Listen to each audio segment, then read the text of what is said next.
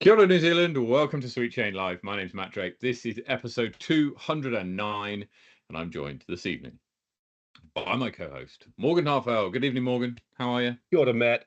I am very well. How are you? Yeah, I'm not bad. You had a good week? Yeah, man. As always, just working away, slaving for the man. But outside of that, it's been a great week. We're all good. How about you? Not bad, thank you. It's the first week of darkness in the evenings. Yeah. And I mean, people say, "Oh, yeah, but it gets lighter in the morning." Irrelevant. Right? Irrelevant. That's work. That's work time. Make it lighter in the evenings. I don't care about if it's lighter in the mornings. Anyway, so the truck went in to get its to have a service and get some new tires and stuff. And it still hasn't come back. This was last Friday that it went in. Oh no. And I knew there was one water leak because I could fill the car up with water and then drive to do the school drop-offs and it'd be empty, and that's like a 15-minute drive, right? Yeah, that's not good, mate. No, so that one got done and they fixed that, and that was a water pump that needed replacing. Mm-hmm. And then when I went to see him, he was like, "Oh yeah, now your water coolant tank is also leaking." So I was like, "All right." So they fixed that, and then I phoned him up, and he was like, "Oh, we found another leak." Far out. So it's still in the shop, which is a little bit annoying. Does that mean you're working from home, or you got another mode of transportation? I am, but they've given me a courtesy car. The garage has given me a courtesy car, which is very kind. It's fine, but it's this little runaround. So that's where we're at. Well, and so just waiting for a hopefully you'll get bill. it back without another big list of issues. We'll keep our fingers crossed for you. Probably, we shall see. I got new tires put on it as well because it's that time of season where the weather starts getting shit and my tires were like slicks, which when it's dry is fine, but when it's not, it's not. But anyway, so yeah, that's been my entertainment for the week. What about you? Just work, man. Just work, but pretty cool. I'm pretty stoked. My mum arrives tomorrow. I haven't seen her in well over a year, so I'm pretty excited for that. Wow. She arrives in the middle of the afternoon Where tomorrow. is she normally? Is she Christchurch? No, she's up in Blenheim, so that's a bit of a mission to get to and from for both of us. It's not a cheap exercise. It's much cheaper to go to the likes of Auckland than go to Blenheim. So, and it's a big old drive. So yeah, I'm excited. Oh, good stuff. Yeah. Good stuff.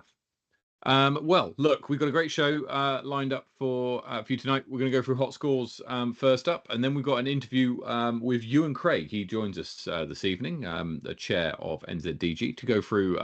He's got a whole list of stuff that we can talk about. But if you've got any questions for Ewan, then please pop them in the chat, and we'll make sure we get them asked. Winds of Warren results. We're going to go through those, which was last Sunday. The Junior Jammers. Or is it Junior Jammers? No, it's not the New Zealand Disc Golf Juniors event. That's the one. That's right.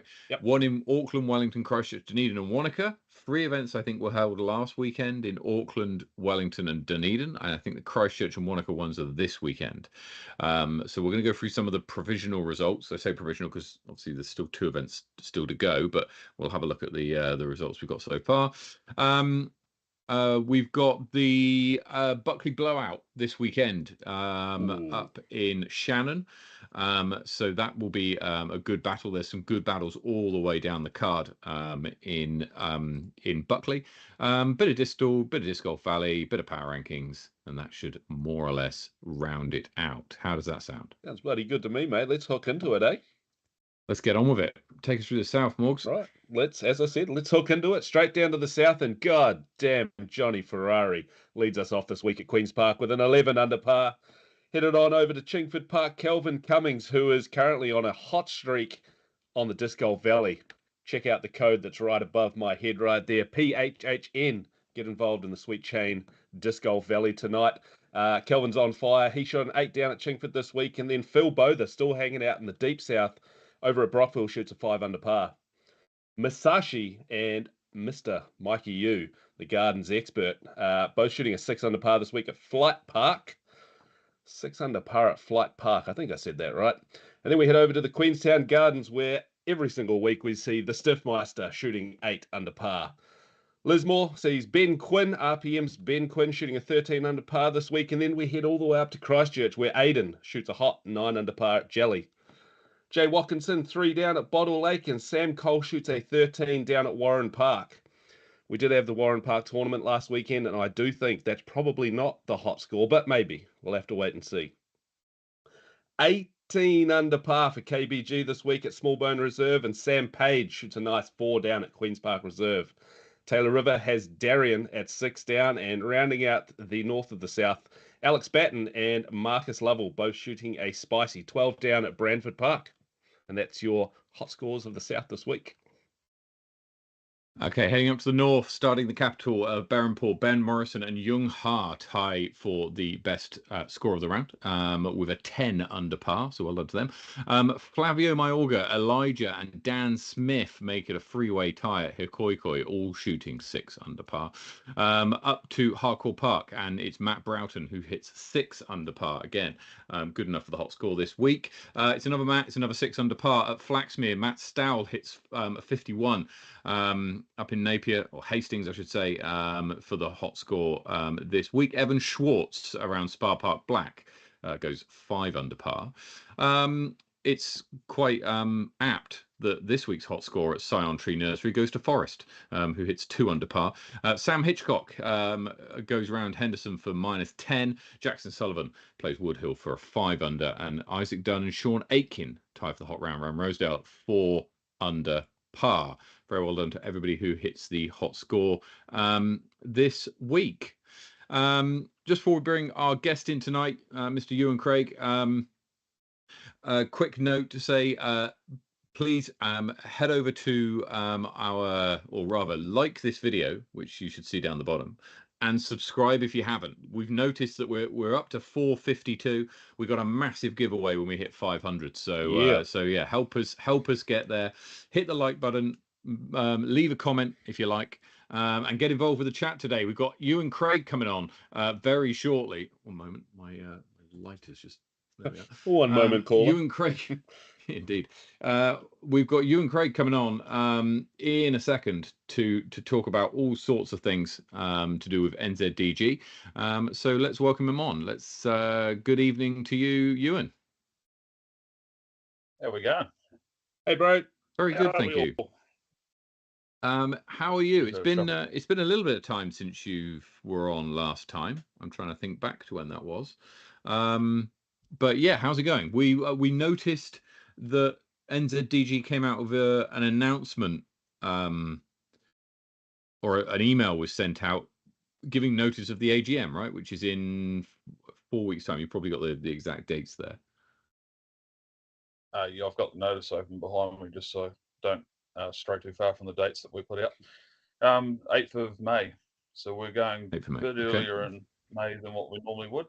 But figure this is a good chance to give the next board a good chance to make any changes need doing before the next tour season kicks off June 1st, knowingly. Excellent, excellent. And just remind us about what the kind of major activity of the AGM, I guess, is the voting in of the board for the following year. Talk us through the positions briefly that are available. We'll go through this in a little bit more detail in a future show, but yeah. Yep. So the main thing that we need from you as members now, well, basically by Friday the 18th of April, so that's 8 days, is nominations and seconds for people to fill the 7 roles. Realistically, we'd love to see all 7 directors, and I mean we've done most of this year on 4 or 5 active members or active directors, and the workload is on 4 or 5. On 7 it would be so much nicer and more productive. Definitely gets a better representation. That's one thing we're sort of a bit cautious about at the moment. We haven't got a lot of North Island representation. Basically all 5 directors are amateurs. So there's no real pro players represented either. That's been a slight issue, a couple of points. So that's the thing. We want opinions from all types of people from all different types of, disc golf background and areas. Okay, well that's so like every other AGM. All 7 roles are up for re-election this year. So if you don't like what I've done, feel free to get nominated against as the chair.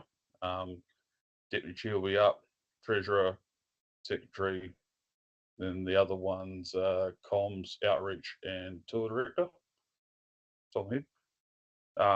The descriptions are on our website and they're attached to the notice you were sent as well this week. But just keep in mind that we can load share between each other once we get a board elected. Yeah, and that's the important thing. Is it having a quorum of is it a minimum 4, minimum 5? It's minimum 4 directors. And then 7 is the maximum. So ideally, you want to take in as many as you can. Yeah. Do you know, Ewan, already who is and who might not be running again out of interest, or is that something you might want to share tonight? We have discussed that. There's two of us that definitely are expressing interest in running again. There's 2 that are sitting on the fence at the moment. One of them possibly is by the day growing a bit more interested in running again. And then he'll end up dragging the other one in, I think. But that doesn't mean to say we are the ones that you want. Look, it's up to the people, right? And like this is why you're here, is getting the information out there, letting the people know what's on offer, up for grabs for other people that might want to come and join, and what they can do for the sport through the governing body. So yeah, I think it's also worth reminding everybody of what has happened in NZDG recently, and like what's been going on, what work you guys have been doing. And so yeah, I mean, talk us through some of the highlights of the last year from your perspective. What are some of the things that you kind of have, you'd like to kind of highlight as being things that you're particularly proud of? There'll be a list come with the financial report as well as chair's report in due course. But just reading off that, I've put that together in the last couple of days. Top of my head, just the comms and the transparency. We said we're going to publish all our minutes. They're up there for you to see on the website. We've done quite a market. A few of you will have received like a quarterly update as well, what we're doing. We're trying to make it a bit more open and thanking tour directors for their parts as well, where we can remember. That's one side. This whole NZDG Juniors event we're running through at the moment. That's been sort of the crowning for me, really, as an idea that's come to fruition finally. Beyond that, it's just seeing the tour continuing.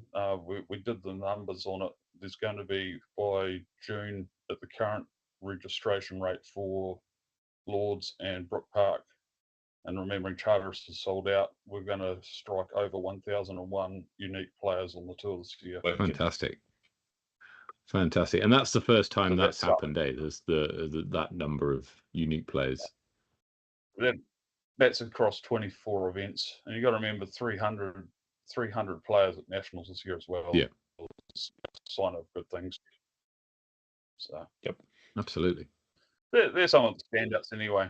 There's bound to be things I've forgotten. There's definitely been a lot on. Quite proud of like the long-term plan we're going to hopefully have out for you to see as part of the AGM as well. And that's been quite a bulk work by Arne and Matt, with input from Kelvin and myself. So that's sort of, it's really looking at the processes and then setting things up for the next 5 to 10 years instead of so much what can we get out of this term. Looking at the big picture, the long-term goals, and sort of just taking those small steps to work towards the greater purpose, I suppose. That's it exactly, Morgan. Rounded it up nicely for you. So what else have we got on? I couldn't help but notice that Francis and Michelle have been nominated for Worlds. I think we talked about that on a previous show. So they're going off to Finland to play at Worlds. Talk us through some of that and how NZDG are kind of have been involved in that nomination and the trip, etc. So yeah, that came as a complete surprise to us out of the blue. This is an email from PDGA saying, "Hey, we've got to this year we're going to let every country send 2 players, 1 male, 1 female."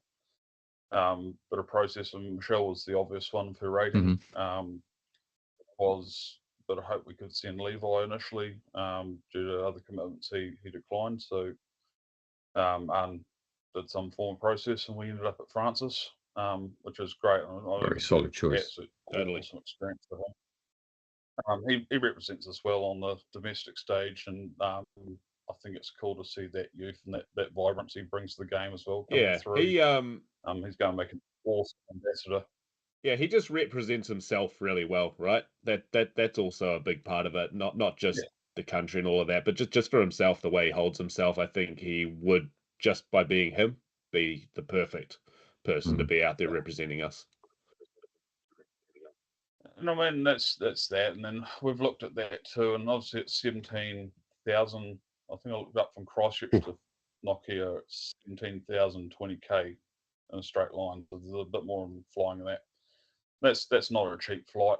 Frank this morning on social media said by his own admission he's a poor student. So that's I've looked away at what other things we can do to help there. Obviously we're not in a position to really use member money for that, so it becomes a fundraising exercise for us to give them a leg up. And that's what you were seeing last night, Fund for Finland. We're hoping to just lock a few more details down, then announce that as a full tournament for Christchurch, and potentially will be a secondary event at Brookville as well, but later in the month. I think you should definitely get him to tournament direct that one. What do you reckon about that? There's talk about that.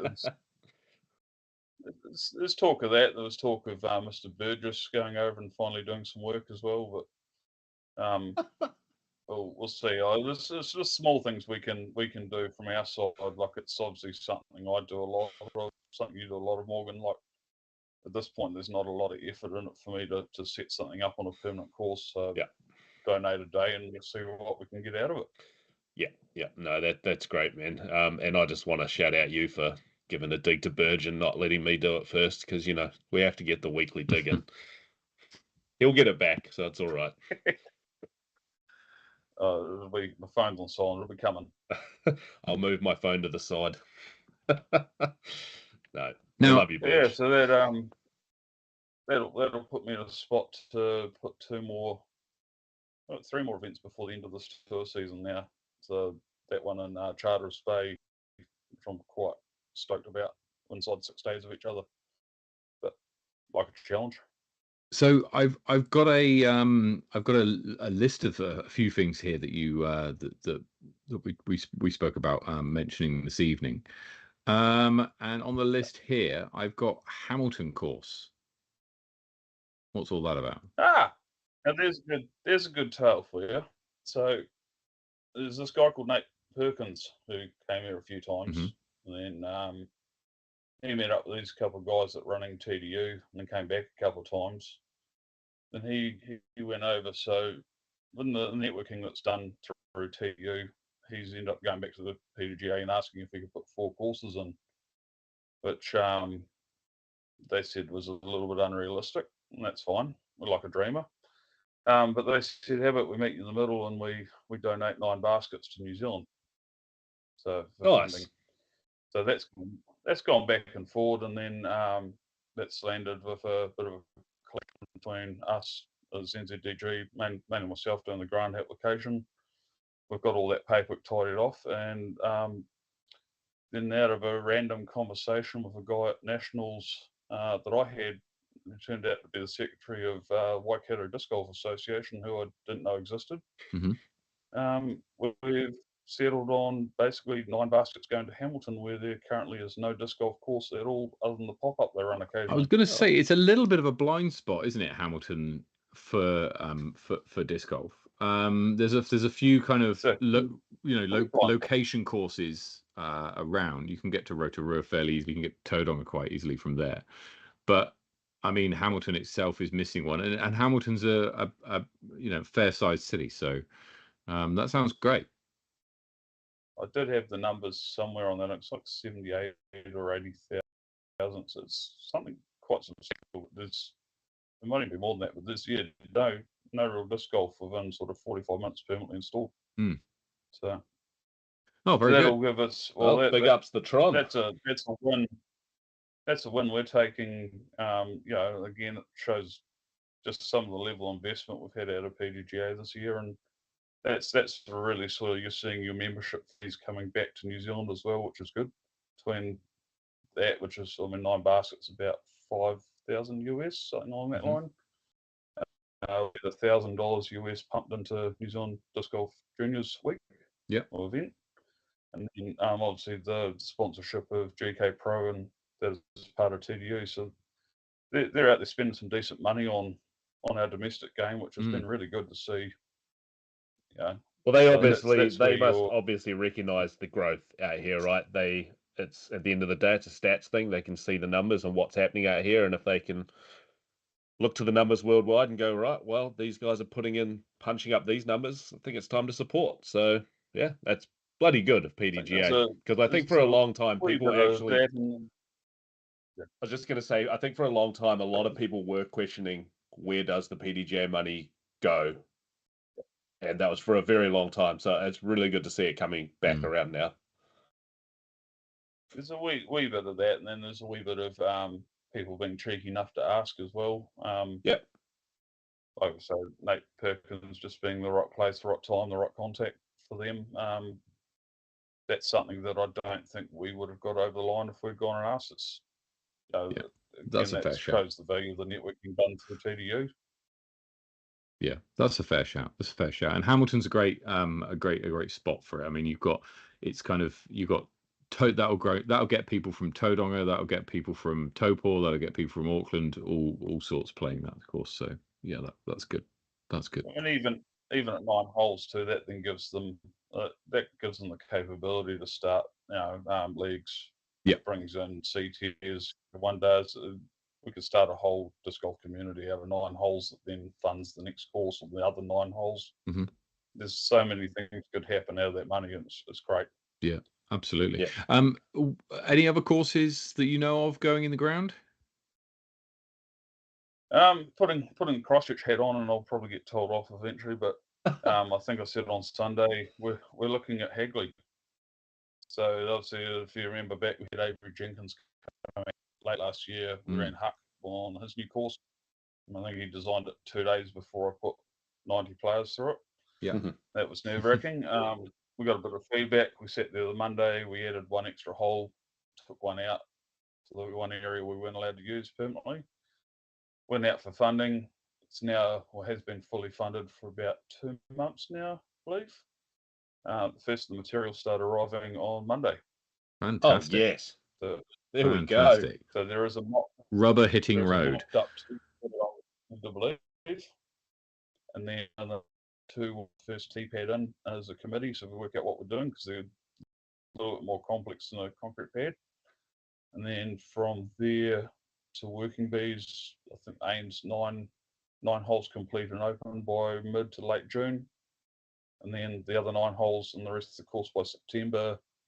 And then South Island Champs will be show weekend, so 13th of November on that course.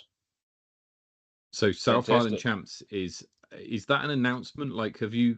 Yes, it is. Come out, that is. Have you come out and said that? That is an announcement. I've kind of toyed around it. We have commiserated twice as well, because they were our other bid. So this year we are going to take South Island Champs back to Hagley. Excellent. And that's in We still November. have a few. You'll go down. Do you know what date that is? Well, That is in November. That's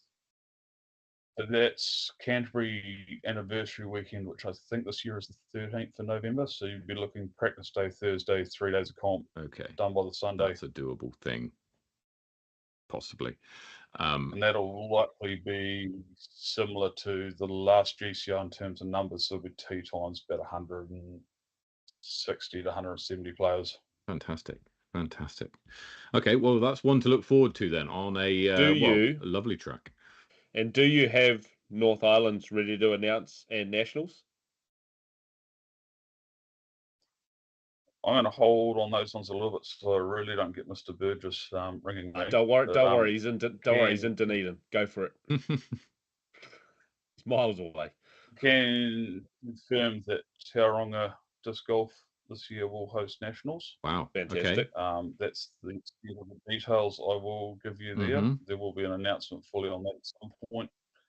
And North Islands is an ongoing negotiation at this point. And so, what date is Nationals? Is there a date for it? Likely Waitangi weekend next year as well. Okay, yeah. So, early Feb. Yeah. Okay. So again, that's reliant on a few things, both ends, but there is a in principle agreement that it'll be that Tauranga Bay of Plenty region. Fantastic. I'll be up there. I'll be up in that region next week. Which courses do I need to go and check out? Well, it's the extreme, isn't it? I mean, that's McLaren Falls. That's what you're looking at, the McLaren Falls, indeed. So, yeah, I mean, that's fantastic. So, a couple of announcements there. Look out for the official announcement, I guess. But yeah, no, that's very good. Let's put those dates in your calendars. I guess the other announcement I want to make around the AGM as such is that I will be stepping away as chair this year. So I've done one term, which I guess is probably a bit shorter than what I initially thought I'd do. Doesn't mean I'm done with NZDG. I'm considering what other roles I might like to be put forward for. Assuming you guys vote me back in. Definitely feel I got a little bit of unfinished business here and there with like the membership structure and that, which we've laid the groundwork for, but still work ongoing in that region. But really it boils down to the workload I've got personally and at home as well. Obviously irrigation, that we work 60 hours during winter a week, and upwards 70, 80. So we had a bit of a leaner summer, but times we're doing that. Plus, I think last week was 20 odd hours for NZDG stuff. Eventually, it's sort of you're trying to do too much at one hit. When I'm also then doing Christchurch stuff, which I really enjoy the Christchurch stuff. So a little bit selfish on my part, but I want to keep doing things for my region through my local club. And on that basis, I don't think I really have the time to do the job the full justice that you deserve. So I'm going to take the option to back down to another role, allow someone else to see a ship for the next year. Yeah, I mean, look, I don't think there's any shame in that at all. I think no, good on you, and thank you for all the work you put in this year. I mean, it's that's fantastic. I have to say, I support the. I think the communication has been a lot better this year. That's been fantastic to see. It's been great to see that things like minutes and other bits and pieces have been shared, and that and we can see far clearer what's going on inside NZDG, and there's some interesting stuff that's initiatives and stuff that you've been running as well, which is great. The membership situation, contact management, etc. For that sounds like a massive headache, honestly. So yeah, good on you for taking it on. Yeah, I mean there's been a lot of hours particularly go into that spreadsheet and bringing the addresses back to scratch. So I think when I took it over, we had 850 members, but only 450 emails. We're down to 994 at the moment, with 38 members that would have missed out on that notice. So Oh wow. Okay. So I mean it's also worth saying in the chat, if you didn't get the email from NZDG, then please reach out to them so that they can figure out what's happened, right? Would hazard that with go check your spam folder first, because putting 500 email addresses into one email kind of flags you. Yeah, we found mine definitely was in my spam folder, and I was asking you for another one, and then I found both. The only other thing I would say around the AGM and that, so one of the other areas we want to look into is, obviously we're getting to size now, we really want to look at a general manager, which will be a paid position. So there will be, with the AGM, a few questions. There's the ability for you to do members' motions, which we did last year, and that's like we asked about the travel grants, which were voted out, so we dumped them. There's the opportunity for you as members to put those in as well by, the date was definitely next week. Members' motions by 8 PM on Friday 18th. We will be putting some forward as directors as well. One of the ones we're quite keen on is to create a 20-hour a month or something to that effect, paid position as a contractor. So that would obviously be, then we'd get an employee to do some of this, the management of the membership, or might be updating websites. It might be project managing things like sporting integration that we're planning to go through. Yeah. So that's really aimed to take that heat off us a bit, so that we can sit there and do the direct, the strategy and the direction, and then work towards having a bit more of a professional kind of implementation and accountability there. Also broadens the pool of people who could be interested, right? You don't necessarily need to get a disc golfer to do some of those activities. That's what I'm saying. Whereas it's unlikely that a non-disc golfer would put themselves forward to be on the NZDG board. Having something like that is really the next step towards growing the sport from the spearhead, I suppose. And NZDG being the spearhead is just really taking your guys' positions to the next level, which allows the trickle down effect to the rest of us. So yeah, I for one, I think that's a really good idea. That's the end of the day with the volunteer boards and that one. We can keep going as a volunteer board, but realistic, it should be a meeting a month for a couple of hours, discuss things that happen, things that are happening, and then set some objectives for the next month, some directives for your general manager or your executives. They get instructed, we go away, work on our own thing, come back next month. That's really what should be. At this point, it's do all of that and then also do the executive stuff also. So yeah, that's that splitting off. And like I say, at that point, it becomes a reasonable request for some of the other 998 members to step forward and put their voice into things. Yep. So for people wanting to maybe put their hand up, anyone that's interested, other than the AGM, can they start anywhere else? Can they put their name forward anywhere? Or can we put other people's names forward? Can you just explain that a little bit? So with these, you can't nominate yourself. So for instance, yourself, Morgan, you could nominate Mr. Burgess for chair. And then our friend Matt there could then second that nomination, and that would lock Anne into being put on a ballot. I'm hopeful that one of you will take that and do it. Obviously, that's one way, but it would be better if you do discuss that with them first, so they have a bit of a. Know all the load of people who have got like no idea that they're on the ballot, right? Yeah, my first thought was, can you remove yourself if that happens and you have zero interest? You can, and I mean, what did happen at the last AGM is that we got as far as electing Jonathan Simmons, the previous treasurer. Yep. And he declined his position. So that is the other thing. You could get in, take a look at who's on the board, go, not for me, and back out again. Yeah. But that shouldn't be the case, right? I mean, that can be the case, but it shouldn't be the case. No matter who's there, you're all there for the greater good. Yeah. And I mean, that's what I would say to people. Look, you're not you're not too busy for it till you prove you're too busy for it. Yeah, have a go, see what's involved. Even if you just come have a conversation to start with, and we can point you through what's actually realistic. There's what the Constitution says, and then there's what you're likely to actually end up doing as well. So, yep. Excellent.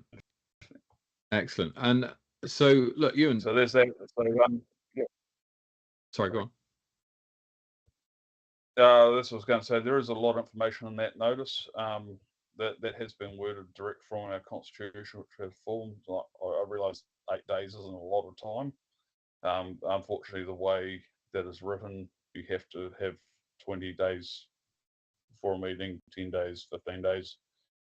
That's all things that we're hoping to change in the next one, a bit more workable, because we had quite a debate on Monday about how we actually go about timeframes. Mm-hmm.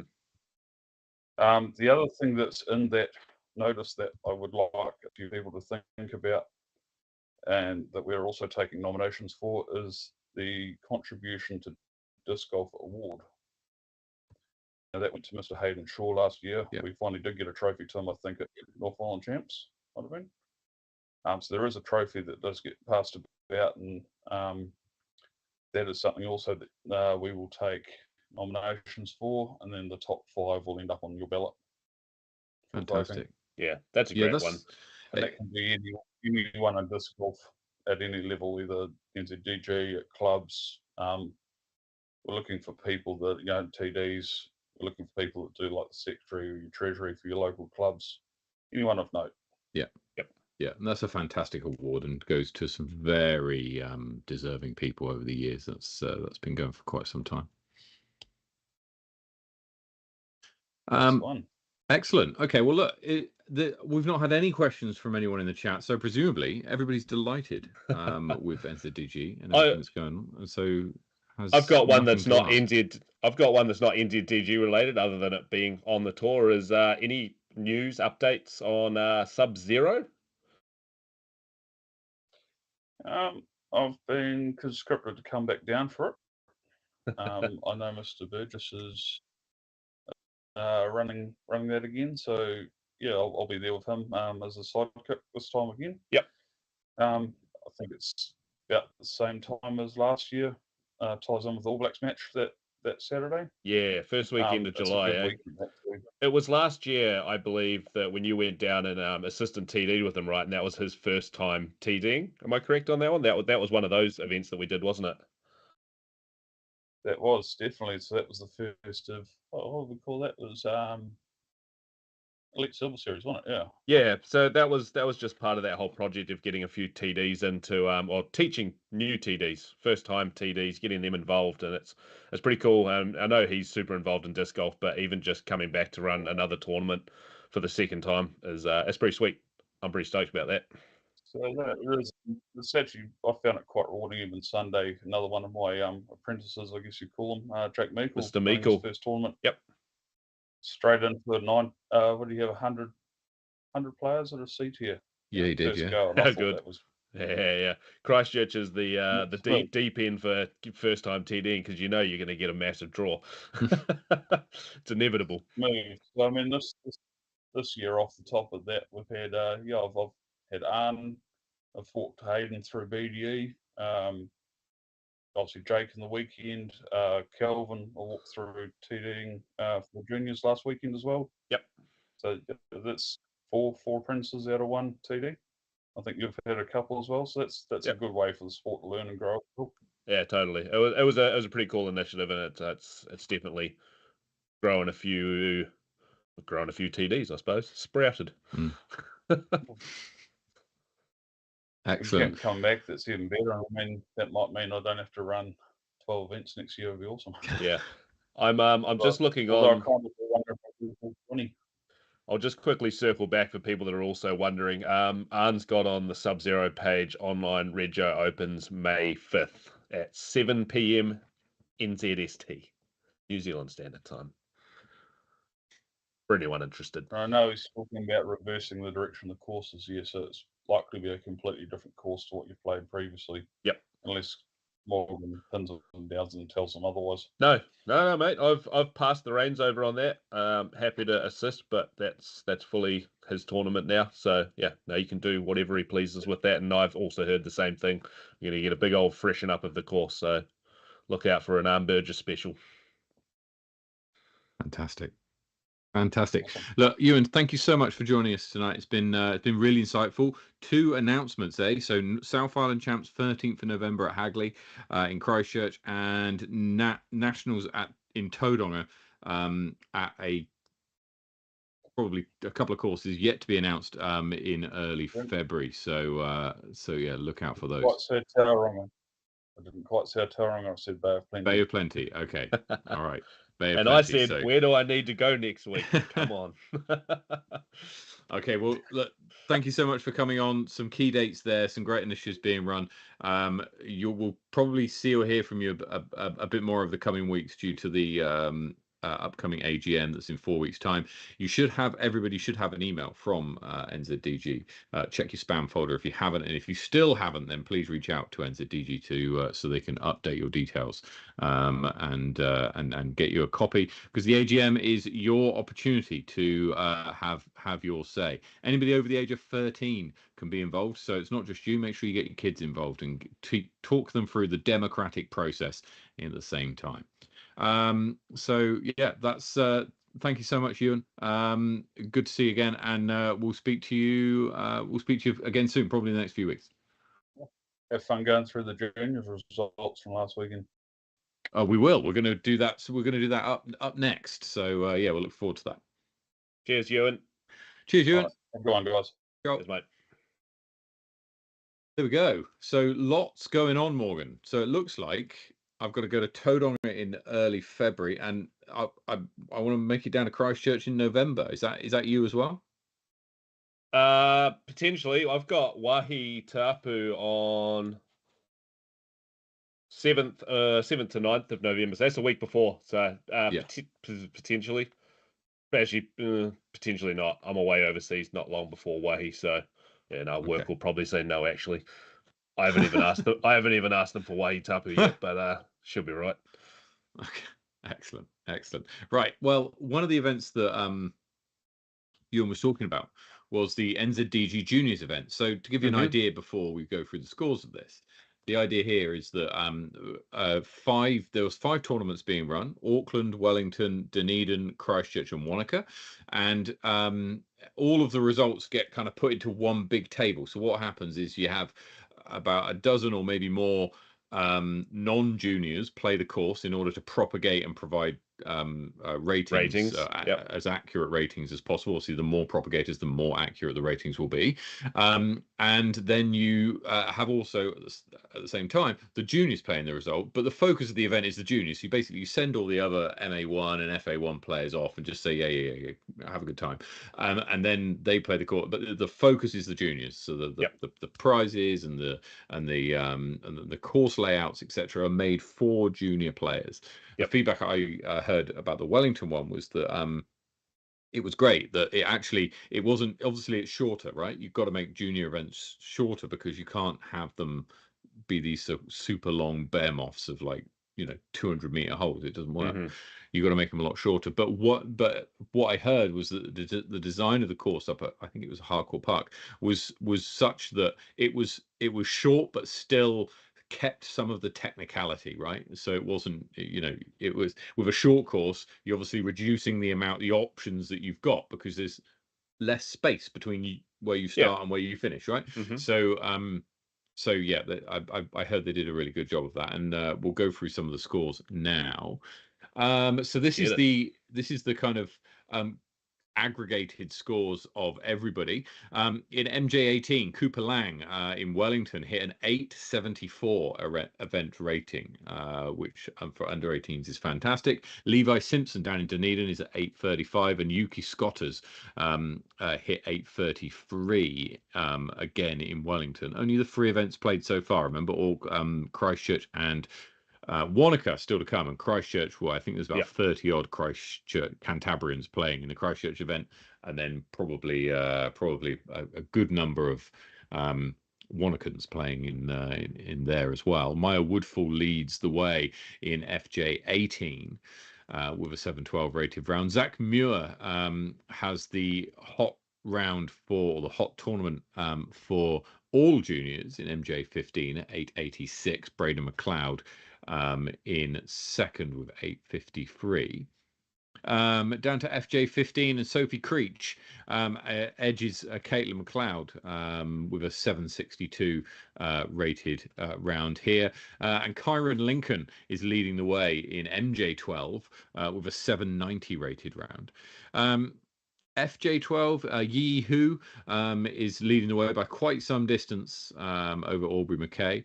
And in MJ10, Wolfgang Davis K is leading here with a 794 round here. That's not his first rodeo. We've seen him pop up on tournament scores quite a few times.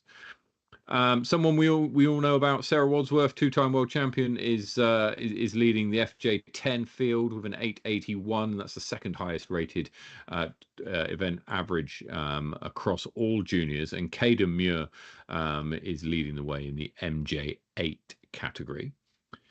Cora Carrick leads in FJ8 and in MJ6. There's an MJ6 division. Love Morgan. it. Now, as someone who has a 5-year-old, right, I find it incredible that these people actually even made it round the course and managed to keep their child's attention for that length of time. Because if I tried to take Devon out for 13 holes, as it was in Wellington, she'd be, you know, wanting to go on the play park or getting pretty bored by about halfway. So she's not quite there I can't quite take her for 9 holes. She can make it to about 6 before she gets a bit bored and is over it. So we'll keep working at it.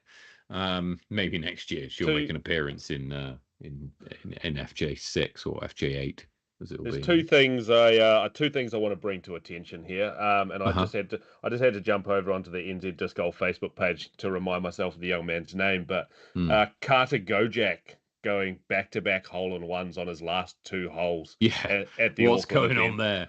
That's mental, isn't it? How wild is that? Doesn't matter how short the hole is. That's like, even if the hole was 25 meters, that's back-to-back, circle 2.5 putts. So put a W in chat if you have back-to-back sanctioned aces. We'll wait. No, I mean, we'll wait. Surely no one else has got that. Yeah, that's not in New Zealand. It's happened before, but not in New Zealand. Yeah, and that's incredible. And you, I think you may have said it. You may not have. I was searching this page when you were saying it, I believe. Did you mention Sarah Wadsworth just in the back there? I did. Yes. She's leading. She's second overall. Of all competitors with an 881. I'd be pleased with an 881. So rated round. She is, stand by, please. It will not take me more than a couple of seconds. She is this morning. Sarah's now the highest rated 10-year-old male or female in the world, and is the highest 12-year-old female, and still only 9 years old. But I think is that not ever as well? Oh yeah, it will be. Yeah, surely. No, I mean, if you go back in time and looked at, like, I don't know, Paige Pierce's rating was when she was 9. Yeah. I think she's 881 is ridiculous for a 9-year-old. Yeah, for sure. So yeah, that's huge. Both categories, male and female. So yeah, pretty awesome. That's more than pretty awesome. That is freaking epic. If you want to get involved in the Christchurch or the Wanaka events, then I believe there's still spaces available. The Christchurch event is just $5 for juniors. There's still plenty of spots available. 32 junior players in the in Christchurch, including, actually, I've just noticed we've got a bit of a double up here. So Kyron Lincoln is actually playing in the Christchurch event, which is fantastic to see, as is Sarah Wadsworth. So they get a second bite of the cherry, so to speak, and down in Christchurch this weekend. And then over in Wanaka, I don't have the exact numbers because it's a different kind of form, but if you want to get involved in the Wanaka event, then there's a Google Forms that you can fill out. If you want to know what page we're on at the moment, I'm sure producer Tom will put a link in the chat. But it's basically the nzdg.org.nz, and then if you go to tournaments and NZDG Junior event, then you'll find the page that we're on now, and that's got links to the registration page, which we've also just popped into the chat if you want to be involved with those.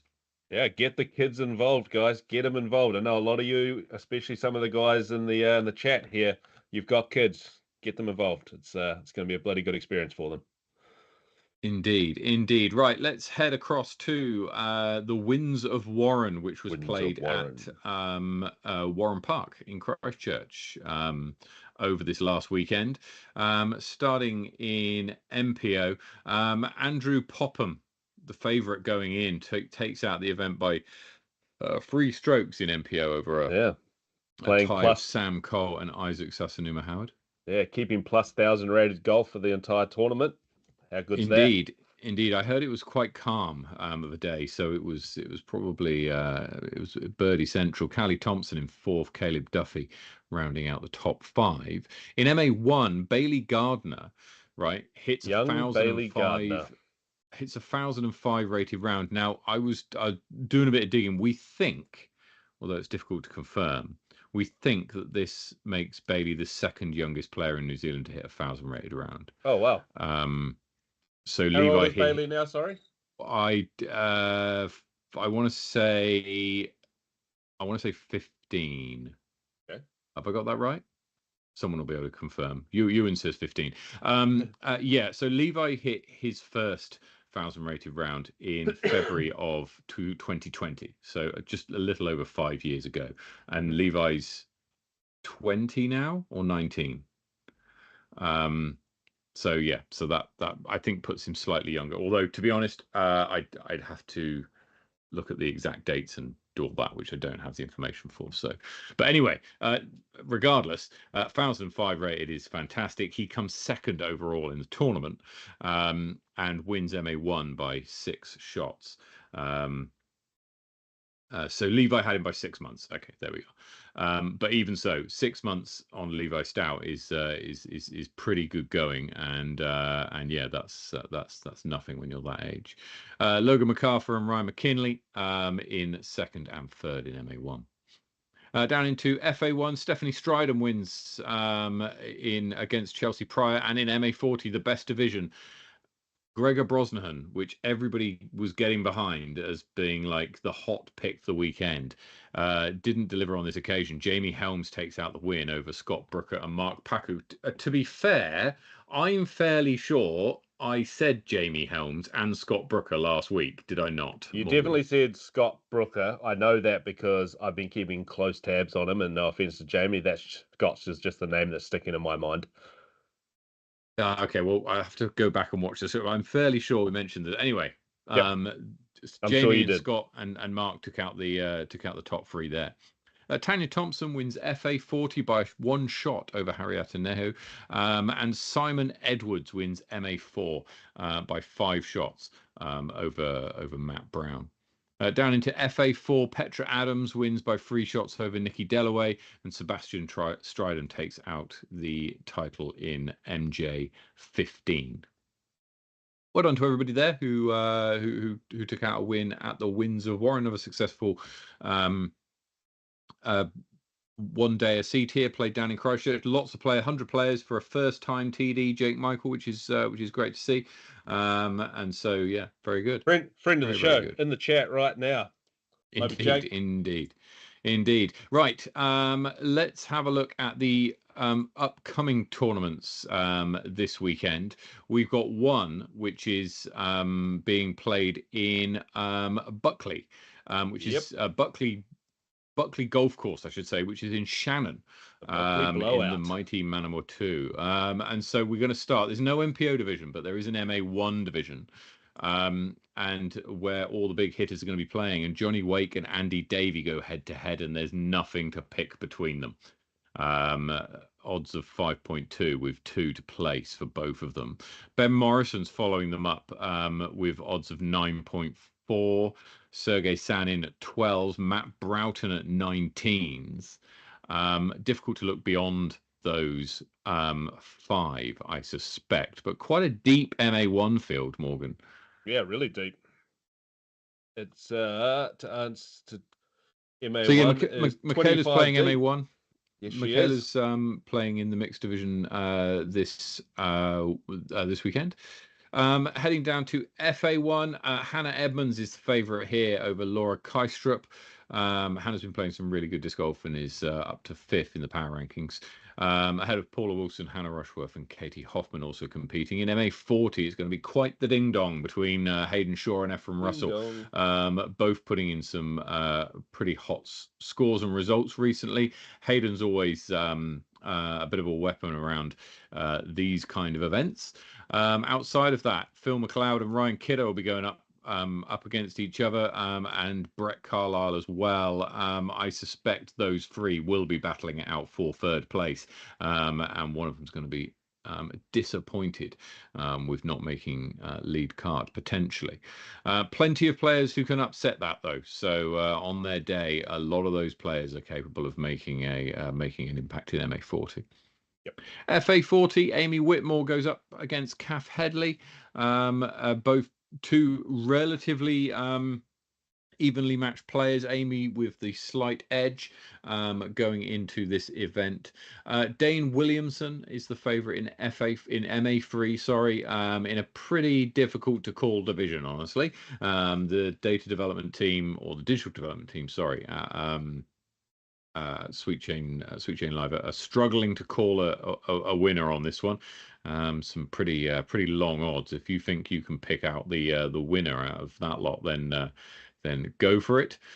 In FA3, Rochelle Carrig is at 2.8 over Libby Darrick at 4.5. And finally, in the junior division, Jack Richardson is the favourite over the McLeod trio and Maya Lily Horn. How many events have you based that off of? How did the team base that on when he's an unrated player? What do you mean?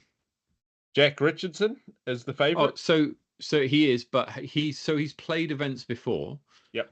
But he hasn't played enough to get into the rankings, hence why he doesn't have a thing.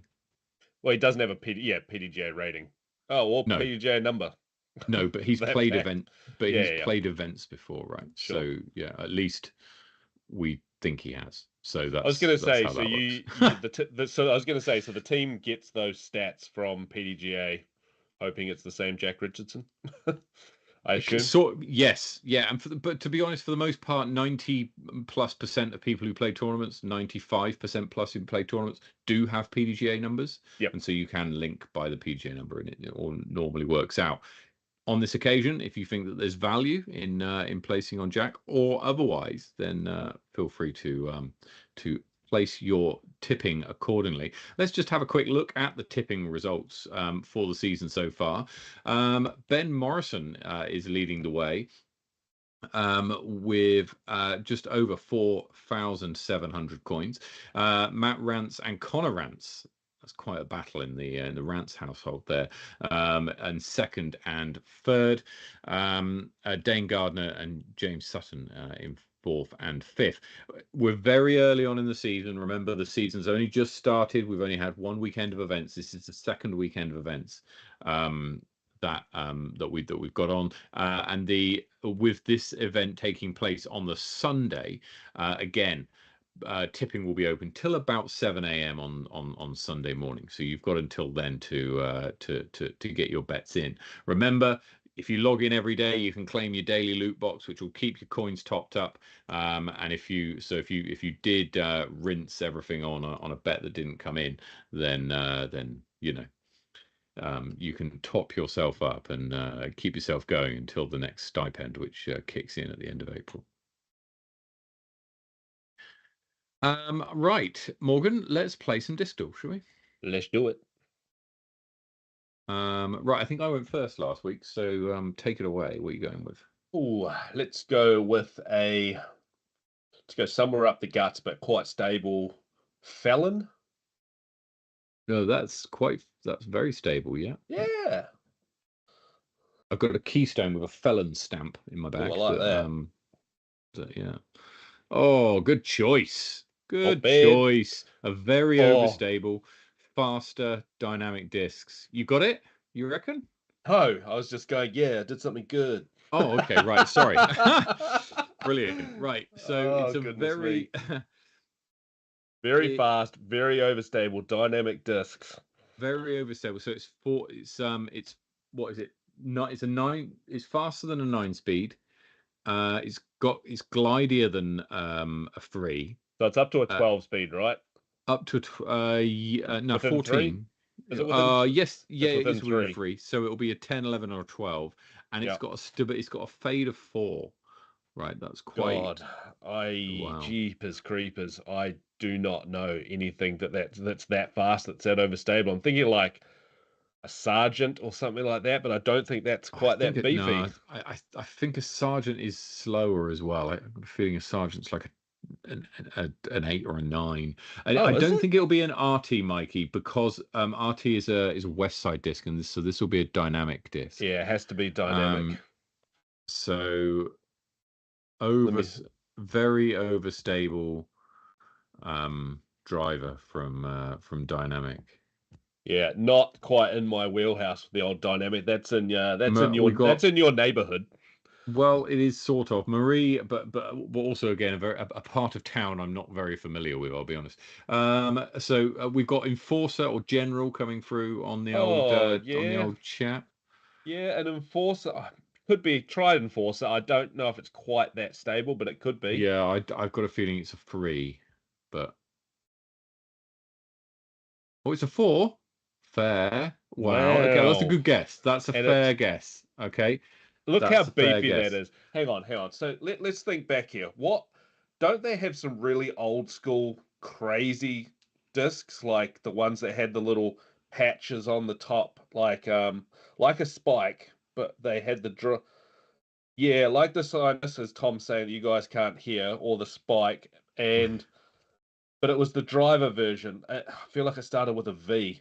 Anyone in chat Vanguard? know what I'm talking? That's no, that's a dynamic. That's a Discmania. So you've got anyone a Defender. In chat? A Defender possibly, but I'm not sure a Defender's that. Is a Defender that stable? I don't know.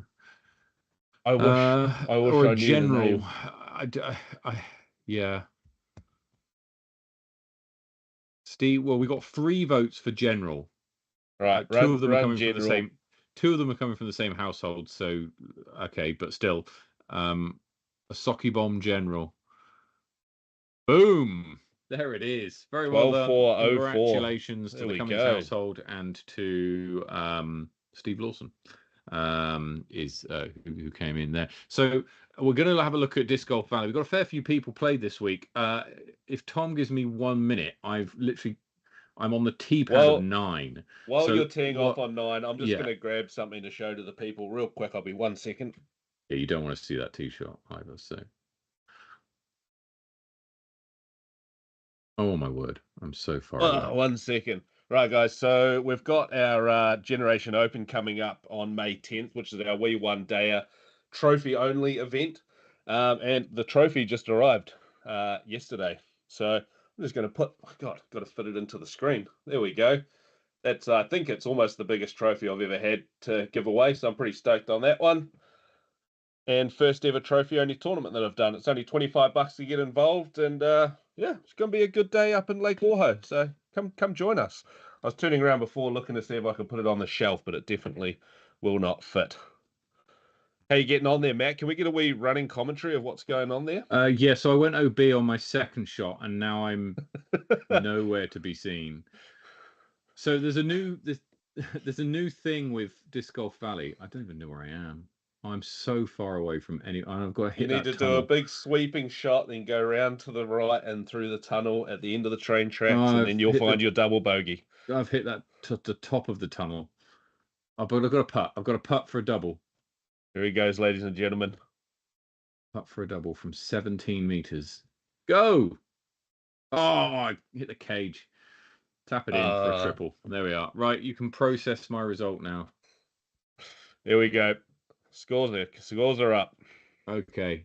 I quite like the new feature they got on this. If you haven't seen it, when you're playing, you can see what everyone else's throw is at the same time.